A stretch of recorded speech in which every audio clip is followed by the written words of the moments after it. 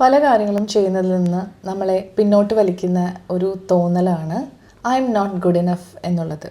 I M not worthy of it or I won't be able to do it right എന്നൊക്കെയുള്ള തോന്നലുകൾ. ഇത്തരം തോന്നലുകളുടെ, ഇത്തരം over തിങ്കിങ്ങിൻ്റെ ഒരു ആകത്തുകയാണ് self doubt എന്ന് പറയുന്നത്. ഒരുപാട് തരത്തിലുള്ള പ്രശ്നങ്ങളിൽ അടിസ്ഥാനപരമായിട്ട് പല ആൾക്കാർക്കും ഈ പറയുന്ന സെൽഫ് ഡൗട്ട് ഉള്ളതായിട്ട് കാണാറുണ്ട്. അപ്പോൾ ഈ സെൽഫ് ഡൗട്ട് എന്ന് പറയുന്നതിന് ബേസിക്കായിട്ട് 6 കാരണങ്ങളുണ്ട്. അതിലാദ്യത്തേത് ചൈൽഡ്ഹുഡ് അപ്ബ്രിങ്ങിങ്, നമ്മൾ വളർന്നു വരുന്ന, നമ്മളെ പേരൻറ്റ് ചെയ്യുന്ന ഒരു രീതി എന്ന് പറയുന്നത്. ഇനിയൊന്ന് മുൻകാലങ്ങളിൽ നമ്മൾ ചെയ്തിട്ടുള്ള മിസ്റ്റേക്സും നമ്മുടെ അനുഭവങ്ങളും, പാസ്റ്റ് എക്സ്പീരിയൻസസ് ആൻഡ് മിസ്റ്റേക്സ്. മറ്റൊന്ന് കമ്പാരിസൺ വിത്ത് അതേഴ്സ്, മറ്റുള്ളവരുമായിട്ട് താരതമ്യം ചെയ്ത് നോക്കാനുള്ള പ്രവണത. അത് നമ്മൾ ചെയ്യുന്നതാകാം, അല്ലെങ്കിൽ നമുക്ക് ചുറ്റുമുള്ള വേണ്ടപ്പെട്ടവർ ചെയ്യുന്നതാകാം. ഇനിയൊന്ന് കുറഞ്ഞ സെൽഫ് എസ്റ്റീം, അതായത് നമ്മുടെ ഒരു ജനറൽ കോൺഫിഡൻസ് ലെവൽ ലോ ആയിട്ടിരിക്കുക. മറ്റൊന്ന് ഫിയർ ഓഫ് ഫെയിലിയർ, തെറ്റിക്കാനുള്ള ഭയം. അതുകൊണ്ട് പല കാര്യങ്ങളിൽ നിന്ന് നമ്മൾ ഒരു ട്രൈ പോലും ചെയ്യാതെ ഒഴിഞ്ഞു മാറി നിൽക്കും. വേറൊന്ന് ന്യൂ ചാലഞ്ചസ്, അല്ലെങ്കിൽ പുതിയ കാര്യങ്ങൾ ഏറ്റെടുത്ത് ചെയ്യാനായിട്ടുള്ള ഒരു വൈമുഖ്യവും. അവിടെ ഒരു പക്ഷേ ചിലപ്പോൾ നമ്മൾ ഫെയിലായേക്കുമോ എന്നുള്ള തോന്നലും അതിനകത്ത് ഓപ്പറേറ്റ് ചെയ്യുന്നുണ്ടായിരിക്കാം. പക്ഷേ ഇങ്ങനത്തെ 6 കോസസ് കൊണ്ടാണ് യൂഷ്വലി ആൾക്കാരിൽ സെൽഫ് ഡൗട്ട് ഉണ്ടാകുന്നത്. അപ്പോൾ അതിൽ ആദ്യത്തേതായിട്ടുള്ള ചൈൽഡ്ഹുഡ് അപ്ബ്രിങ്ങിങ്ങിനെ പറ്റിയിട്ടാണ് നമ്മളിന്ന് സംസാരിക്കാൻ പോകുന്നത്. എന്താണ് ചൈൽഡ്ഹുഡ് അപ്ബ്രിങ്ങിങ്ങിൻ്റെ പ്രത്യേകത? ചെറിയ പ്രായത്തിൽ നമ്മൾ വളർന്നു വരുന്ന രീതി, അല്ലെങ്കിൽ നമ്മളെ വളർത്തിക്കൊണ്ടുവരുന്ന രീതി. അപ്പോൾ നമ്മുടെ പേരൻസ് അവലംബിക്കുന്ന ചില മാർഗങ്ങൾക്കനുസരിച്ചാണ് പിൽക്കാലത്ത് നമ്മുടെ ഒരു കോൺഫിഡൻസ് ലെവലും നമ്മുടെ പെരുമാറ്റ രീതിയും സ്വഭാവവും ഒക്കെ സ്വാധീനിക്കപ്പെടുക.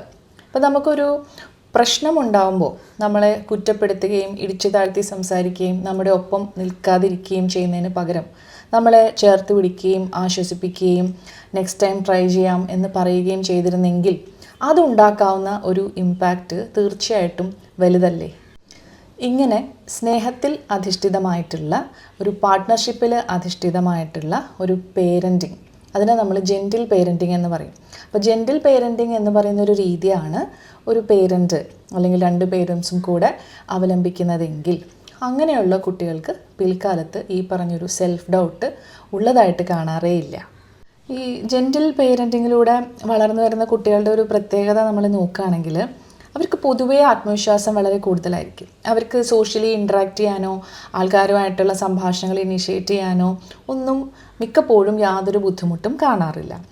അവർ പല കാര്യങ്ങളും പുതിയതായിട്ട് ട്രൈ ചെയ്യും. കാരണം തെറ്റുവരുത്തുന്നത് അതിൽ നിന്ന് പഠിക്കാനാണെന്നും തെറ്റുവരുത്തുന്നത് ഓക്കെ ആണെന്നും ഒക്കെയുള്ള ഒരു ധാരണയിലായിരിക്കും അവരുടെ ലൈഫ് പോകുന്നത്. അപ്പോൾ അതുകൊണ്ട് തന്നെ പുതിയ കാര്യങ്ങൾ എന്തും ട്രൈ ചെയ്യാനായിട്ട് അവർ മടിപിടിച്ച് നിൽക്കുകയോ മാറി നിൽക്കുകയോ ചെയ്യില്ല.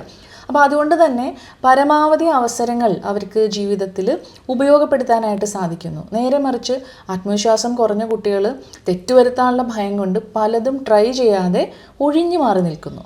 തങ്ങൾ എടുക്കുന്ന തീരുമാനങ്ങൾ എന്ന് പറയുന്നത് തങ്ങളുടെ ജീവിതത്തിനെ ബാധിക്കും. അതായത് നമുക്ക് വളരെയധികം ഫ്രീഡത്തോടുകൂടി നമ്മൾ എടുക്കുന്ന ഒരു ഡിസിഷൻ, അതിൻ്റെ പരിണതഫലം അല്ലെങ്കിൽ കോൺസിക്വൻസ് എന്ന് പറയുന്നത് നമ്മുടെ ജീവിതത്തിനെ ബാധിക്കുമെന്നുള്ള കൃത്യമായ ബോധത്തിലായിരിക്കും ഈ ജെൻറ്റിൽ പാരൻറ്റിങ്ങിലൂടെ കുട്ടികൾ വളർന്നു വരിക. അപ്പോൾ അതുകൊണ്ട് തന്നെ അവർ വളരെ ആലോചിച്ച് ലോജിക്ക് ക്രോസ് ചെയ്ത് മാത്രമേ പതിയെ അവരുടെ ലൈഫിലെ തീരുമാനങ്ങൾ എടുക്കുകയുള്ളൂ.